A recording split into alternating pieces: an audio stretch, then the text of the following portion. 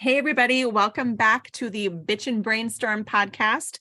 I'm here with my friend Audrey Kerchner's in the house. Her and I are geek outs about all things technology. So obviously she's on the systems and technology panel for the Elevate Your Online Presence Business Summit. That's going to be on April 20th. She is going to be on the panel that starts at 11:15 a.m. Pacific time. You're not going to want to miss this conversation. So Audrey, take a moment and tell everybody who you are. Tell us about you. Of course, I'd love to. So I'm Audrey Kerchner. I live in the great state of Colorado, in Colorado Springs, and I own a marketing agency. I've done that now for almost 13 years. Been working in marketing and technology. So I was doing websites back when they were coded from scratch. Oh my God. Yes, yes. So that's, I think, why when I see technology now, I get really excited because even before that, I used to work at a technology company where we wrote software, put it out to the world, and people used it, and all of it was from scratch. We didn't have all the cool tools that we have today. I know, right? Yeah, exactly. It's like life is so much easier now when you don't have to hook up to a 14 baud modem. All right, I'm dating myself there. But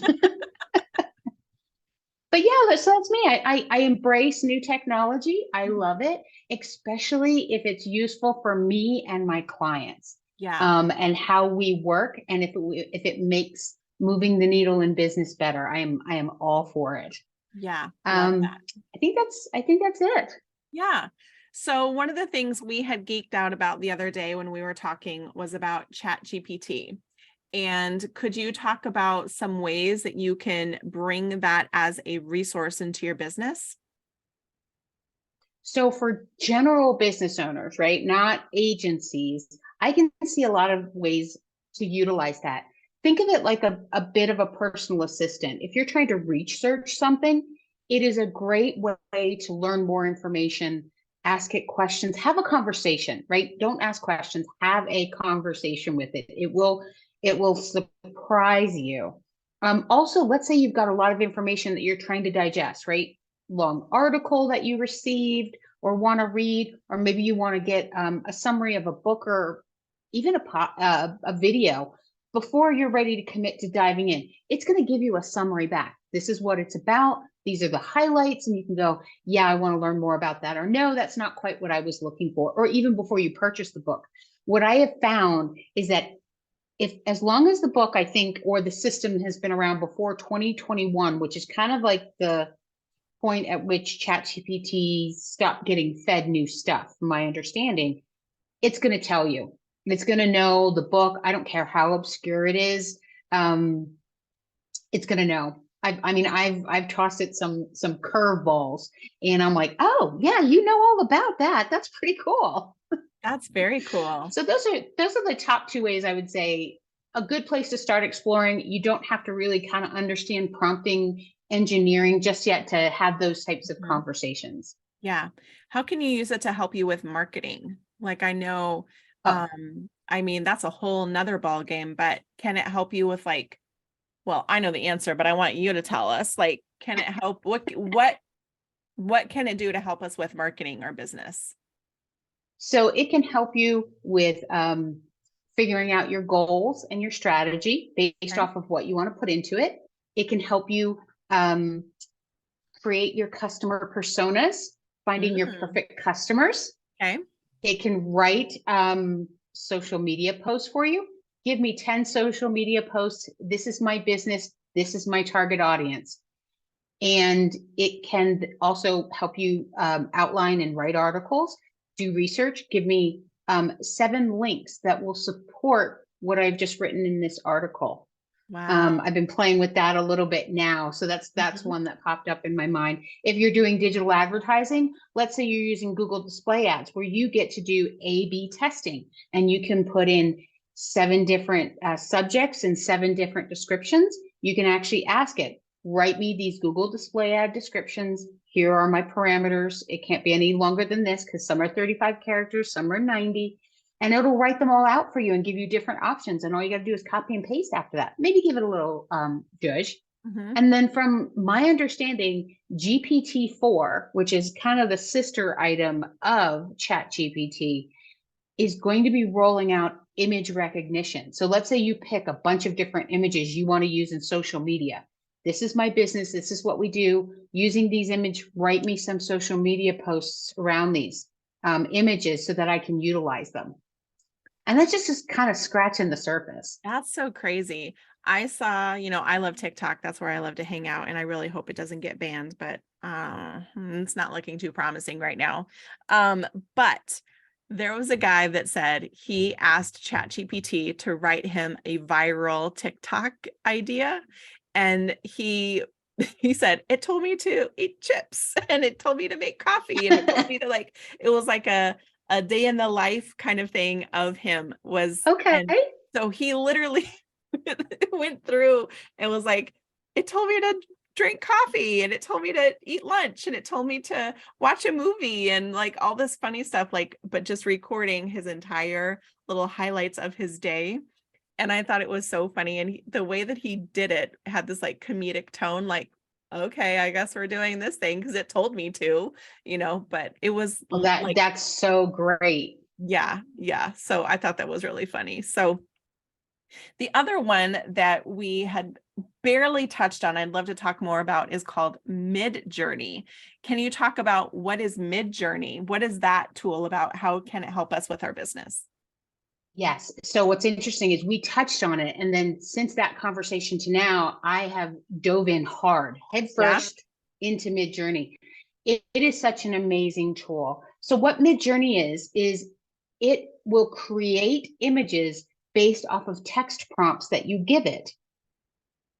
Wow. So if you tell it to create a image of a panda riding a bicycle, it will give you a picture. It will give you a panda riding a bicycle. And if you want that in a specific style, if you want to have it in photorealistic versus maybe you want some surrealism or you want it anime, it's going to give you those options. And it is really, really fantastic. I was putting together some shorts and I wanted some unique photography.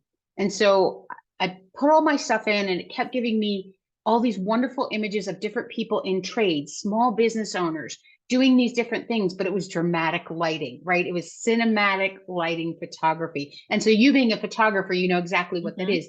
You can put in the camera type, the settings of the camera, so you're getting exact type of depths of field.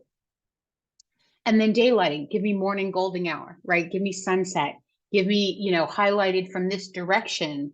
And then it gives you options and then you can tweak those options even further. The only thing with it at the moment, and it's better in version 5, which was just released a couple weeks ago of this recording, is hands look weird. Nobody's getting hands right. I don't care if you go to Dolly. I don't care if Adobe's coming out with somebody. Everybody's hands look weird. And so you might get somebody who has 6 fingers, someone who has 3. That one finger might be alien long. Oh my goodness. So if you're trying to figure out if it's an AI generated image, check the hands first. If there's my gosh. That's so funny. That cracks me up. Oh my gosh. It is. It's very funny. I mean, it's all beautiful and then the hands look weird. Yeah.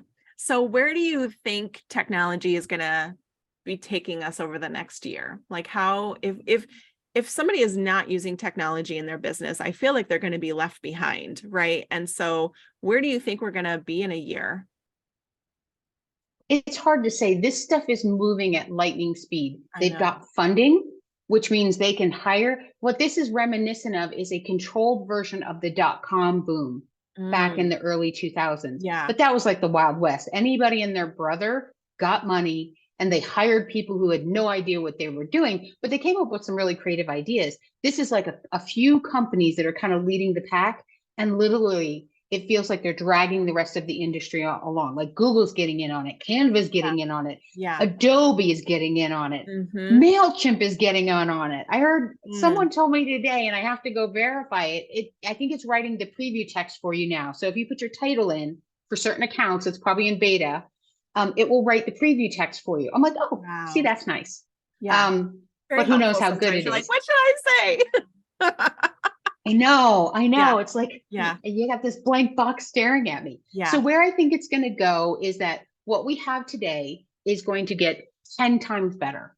Okay. Think of iPhone 1 versus Oh, where we are now, wow. like that. And that That's I think we're huge. going to get to like, so if we're in iPhone version 1 now, I think we're going to hit 5 because Okay. it's all digital, right? There's Yeah, no hardware yeah. associated to it. It's computing power. Mm-hmm. I mean, literally last week we had GPT-4 and Midjourney 5 just get introduced, and it was a few months after version 3.5 came out, and 4 hasn't been out that long.